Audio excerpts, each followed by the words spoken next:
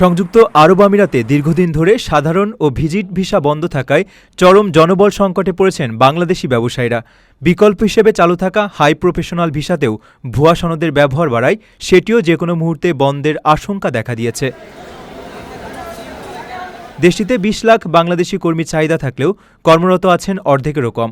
শ্রমিক সংকটের কারণে ব্যবসায়ীরা নতুন শাখা খুলতে বা বড় প্রকল্পের কাজ নিতে পারছেন না। বাধ্য হয়ে অবৈধ বা ঘরের ভিসার কর্মী নিয়োগ দিয়ে অনেককে মোটা অঙ্কের জরিমানা গুনতে হচ্ছে। উল্টো সুযোগ বুঝে কিছু শ্রমিক ব্যবসায়ীদের ব্ল্যাকমেইল করছেন বলেও অভিযোগ উঠেছে।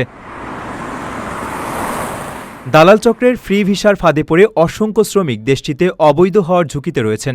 ধরা পড়লেই তাদের দেশে ফেরত বা ডিপোর্ট হওয়ার প্রবল শঙ্কা রয়েছে। জনবল যাওয়ার পথ বন্ধ থাকায় বাংলাদেশ হারাচ্ছে বিপুল রেমিট্যান্স। তবে এই সংকট নিরসনে আবুধাবিতে অবস্থিত বাংলাদেশ দূতাবাসের কোনো আনুষ্ঠানিক বক্তব্য এখনো পাওয়া যায়নি। প্রবাসীদের জন্য নির্মাণ হচ্ছে দেশের প্রথম স্মার্ট সিটি, যেখানে থাকছে স্কুল, মসজিদ, হাসপাতাল, সুইমিং পুল, হেলিপ্যাড, পাঠাগার, জিম, সুপারমার্কেট, শিশু পার্ক সহ সকল নাগরিক সুবিধা। মাত্র ৩০ লাখ টাকা বিনিয়োগে মিলছে আকর্ষণীয় ফ্ল্যাট।